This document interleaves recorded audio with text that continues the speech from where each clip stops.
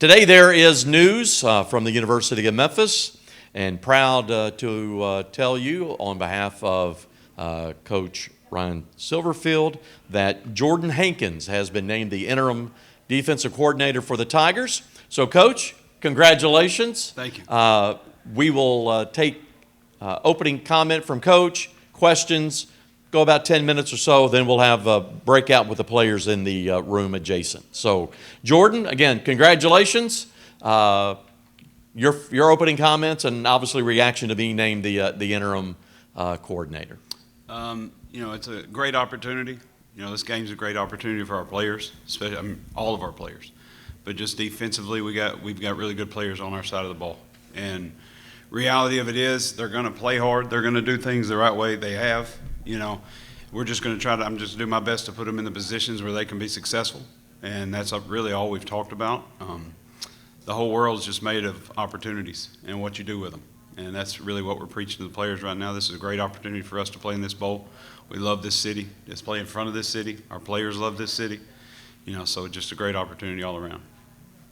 With that, we will open with questions. And if you raise your hand and then identify yourself.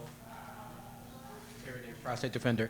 Hey, with the bowl games, it's different with the players that you ended the season with not being with you, and also for the other team, the players they ended with not be with you. How do you go about preparing for that situation with your situation, and also preparing for the opponent, not knowing who's they're going to have? At the end, obviously you've already played 12 games. There's been mistakes, there's been successes, there's been players surprises, there's been players that's made mistakes that it was a surprise on that end as well. My biggest thing is just consistency this late, because you have a long break from the last game to the bowl game, and being able to be consistent day after day, and what's your goal, what's your short-term goal, and then obviously the long-term goal being prepared when you get to that bowl game, it's just consistently talking to those guys, because reality of it is, it don't matter when it is, and it's next man up mentality. Like, you're always training those guys, because you never know, especially on defense, because it's such of a reactionary place to play. You have to have other guys ready in different positions that can step up and play at any minute. So just the next man up mentality is the biggest thing that we preach for those guys. But just consistency at practice, no matter who's in, you're treating that rep like a game rep, whether it's week 4 or week 13 or December 25th. Like, you're just treating every rep like a game rep, and that prepares those guys, I think.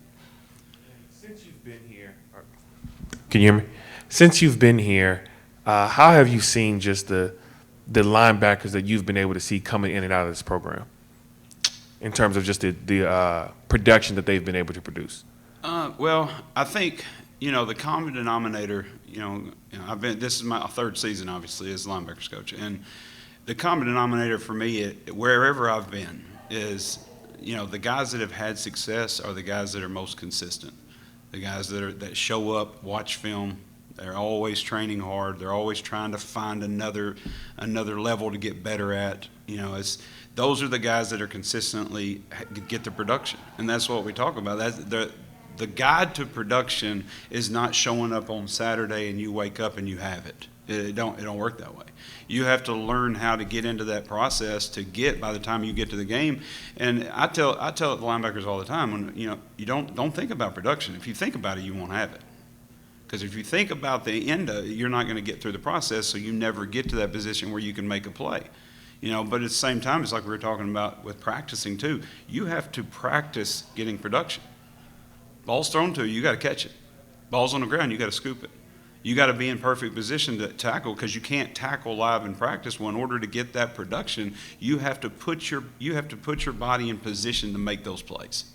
And that's the biggest thing. So at the end of the day, once the guys figure out the process to get to that area, those are the guys that end up getting the production. And then, as your role as interim DC, how does that change your role in the game planning and preparation for this game, and then on game day with where you'll be located and things of that nature?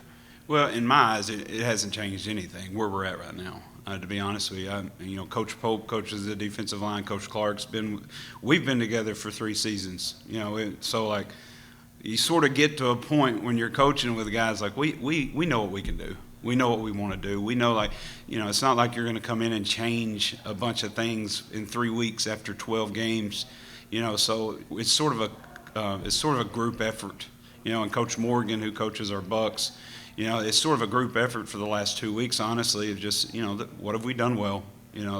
What can our guys do fast? Because at the end of the day, like, bowl games, to me, effort. You got to play with crazy high effort. And that's how you're going to get to the position where you want to be in the fourth quarter. And, but as far as the game plan and all that stuff, it's a group effort. I'm going to change where I'll be sitting during the game. That's about it. And I'll talk a lot more. I don't want to take the mic. What has Allen meant to this defense this year? Jaylen?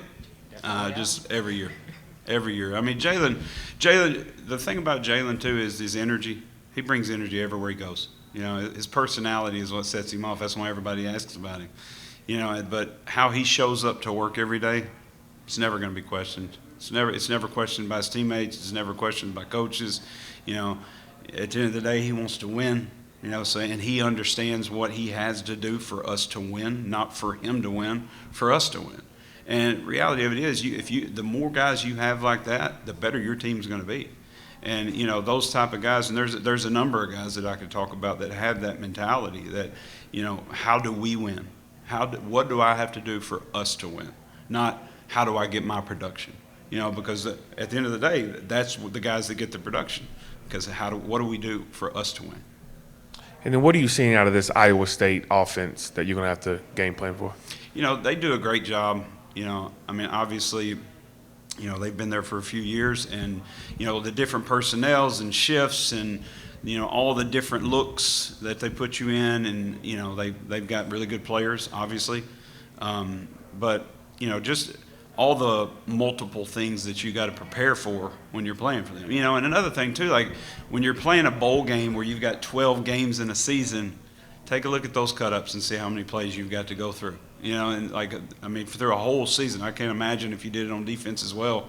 But just offensively, there's a lot of things that show up that, our players are prepared for and be able to see multiple times and things like that. But it's really just all the multiple looks and the athletes that they've got in different areas, and they can put them in different areas. They can put different packages on the field. They can, there's a lot of different things that they can do.